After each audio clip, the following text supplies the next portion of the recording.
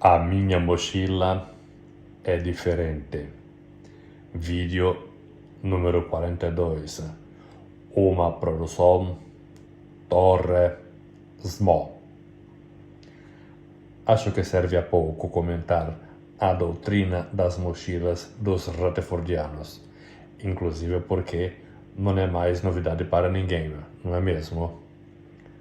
Só para não deixar passar em branco, comento o fato de que muitos Rutherfordianos, aqueles que se auto-intitulam como as Testemunhas de Jeová, viram nessa novidade doutrinária um jeitinho de arredondar as entradas familiares e passaram a montar e vender mochilas com um kit de emergência pouco funcional. Se pode achar nos grupos de WhatsApp e plataformas sociais soluções para todos os gostos, mas sobretudo para todos os bolsos. Por que pouco funcional?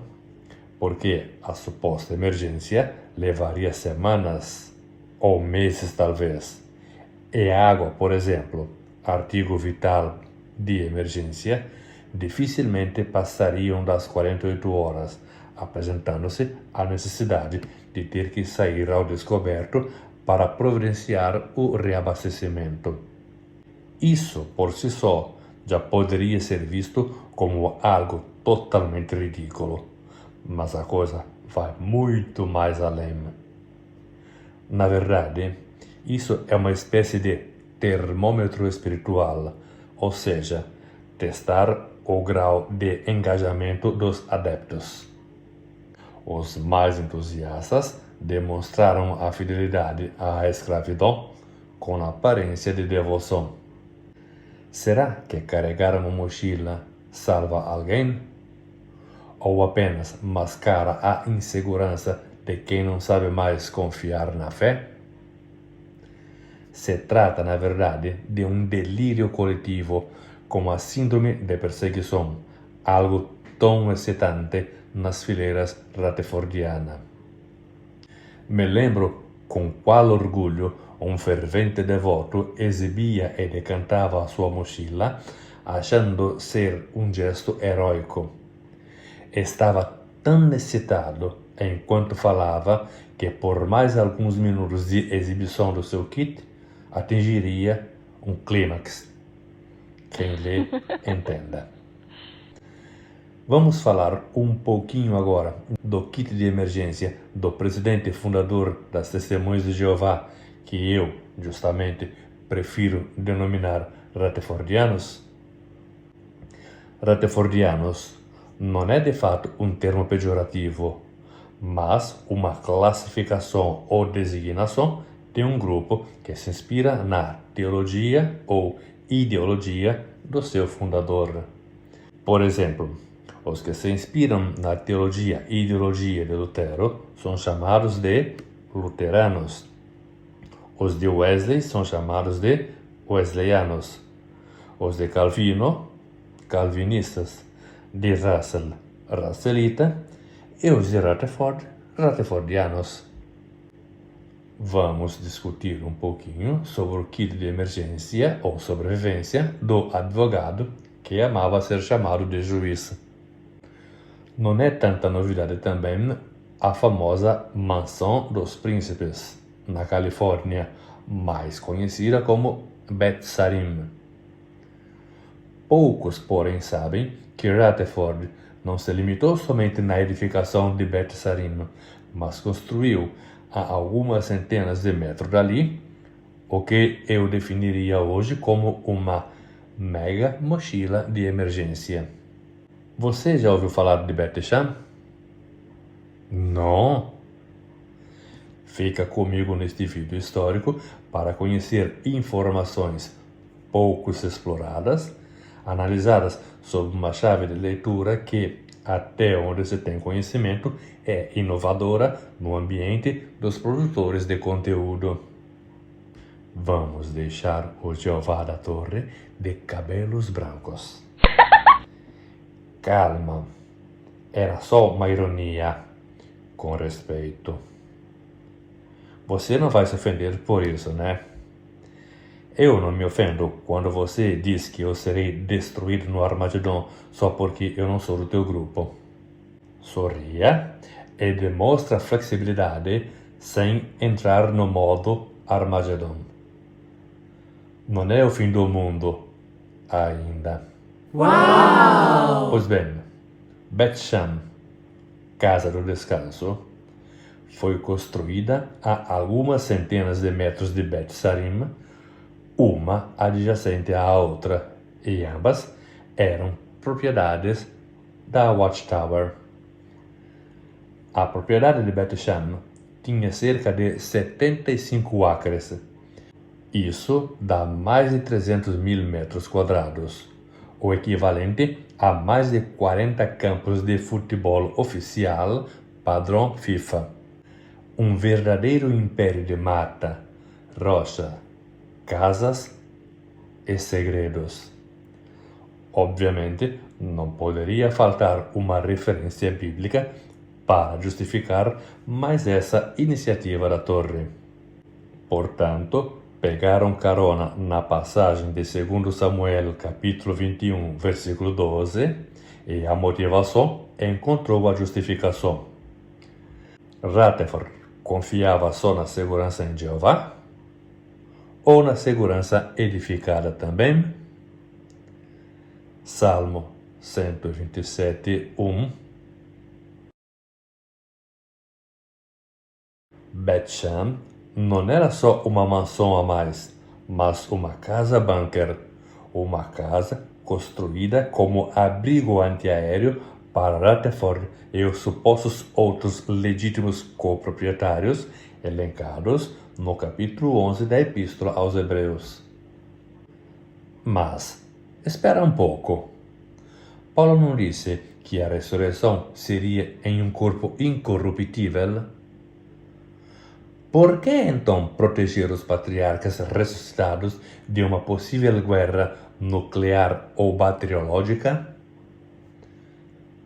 Outra coisa, se a torre, muito menos ainda o presidente, não se envolve com os governos deste mundo, com os políticos, como é que Rutherford saberia que dali a alguns anos iria explodir a chamada Segunda Guerra Mundial?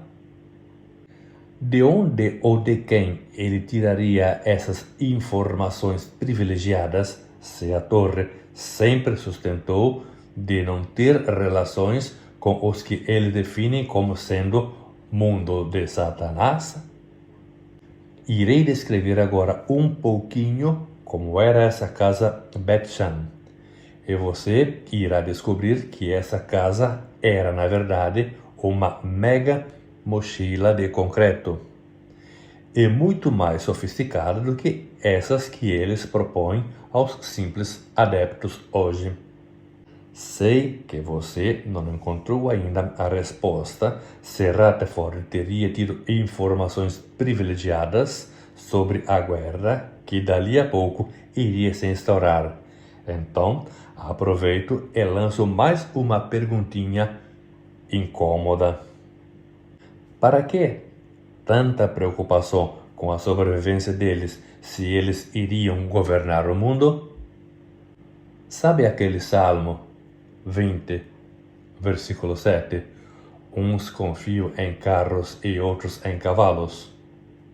Pois é, eu acho que Rutherford e os seus estreitos colaboradores se encaixam muito bem nessa parte do versículo. Oh my God! Afinal, Bet Shan não era uma mansão qualquer.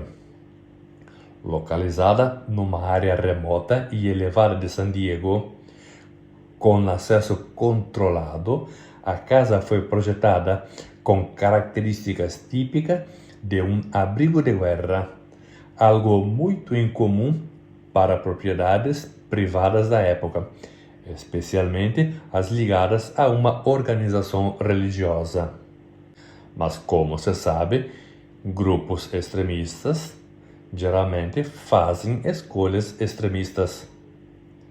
Vamos explorar então os benesses dessa casa mochila? Essa casa de segurança tinha um acesso secreto ao bunker e ficava escondido no banheiro principal da casa. Uma alavanca camuflada, que parecia parte do mobiliário do banheiro, acionava a entrada para o compartimento inferior. Era uma estratégia de segurança. Quem não conhecesse o mecanismo não imaginaria que ali havia uma entrada para um abrigo subterrâneo. Esse abrigo subterrâneo era reforçado com estruturas de concreto e paredes espessas projetadas para suportar grandes impactos. Havia prateleira de madeira robusta estrategicamente disposta para armazenamento de alimentos não perecíveis, enlatados, grãos, cereais, etc.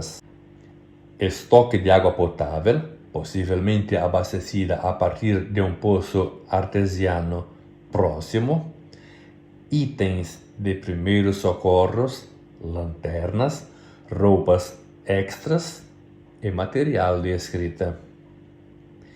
Estima-se que o abrigo teria capacidade para sustentar seus ocupantes por semanas, meses ou quem sabe ano, sem necessidade de sair à superfície. Relatos apontam que o abrigo contava com um sistema de ventilação manual ou natural embutido nas paredes. Também havia uma porta reforçada, provavelmente com mecanismo interno de travamento para impedir entrada de intrusos ou proteger contra explosões externas. Tudo isso foi concluído em 1939, um ano antes do início oficial da Segunda Guerra Mundial. Então, volto a questionar: como Rutherford sabia da iminência da guerra ao ponto de se preparar com tamanha antecedência e especificidade? Quem revelou a ele foi realmente Jeová? Ou alguém da alta cúpula do mundo de Satanás, como amam definir quem não é da religião deles? A existência desse bunker reforça a ideia de que a elite da organização estava se preparando para proteger a si mesma, ao mesmo tempo em que pregava para os demais irmãos que o fim estava próximo e que a confiança devia estar unicamente em Jeová. Enquanto isso, eles estariam protegidos não nos braços de Jeová, mas na mochila de concreto.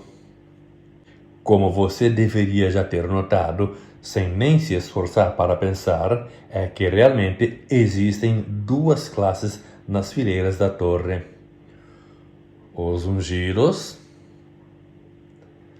e os mungidos. Mas atenção, não basta ser ungido, tem que ser ungido especial, os da aristocracia religiosa que estão no andar de cima, para ter acesso à mochila de concreto. Agora, olhe-se no espelho e responda a si mesmo: que mochila você usa? Antes de concluir esse vídeo histórico, quero propor algumas incoerências da clássica lista de emergência do atual kit proposto. Olha esse screenshot de uma das soluções propostas nas fileiras rutherfordianas. Se o motivo principal seria para se esconder da possível perseguição, para que serve levar um apito? Para facilitar a captura pelos supostos oponentes do grupo? Você acha mesmo que 99,99% da humanidade vai perder tempo de procurar um grupinho insignificante, numericamente falando, porque não teria algo melhor a fazer? Na lista, se propõe de levar roupa íntima só para 2 dias. Passado os 2 dias, acabaria o alarme? Ou seriam autorizados a partir do terceiro dia a andarem sem a higiene íntima? Outra coisa, eu nunca vi nas várias listas de emergência fraldas descartáveis ou reutilizáveis. Será que iriam descartar não as fraldas, mas os seus potenciais usuários? Abandono de incapazes? Falta muito para você entender que tudo isso é ridículo e inconsistente? Não percebeu ainda que tem alguém lá em cima que estaria abusando da tua credulidade? Não foi por falta de aviso. Torre Smo, juntamente com outros milhares de internautas no mundo inteiro, continuam preparando material documentado para te alertar. E você vai na casa dos outros a alertar, quando na verdade quem precisa ser alertado para acordar desse torpor religioso é você. Obrigado por assistir até o fim. Espero que este conteúdo tenha te feito refletir, aprender algo mais novo e que tenha, de alguma forma, valido a pena. Fique sintonizado em Torre Mo, a mochila da informação. Torre Smo. Somos muito orelhudos.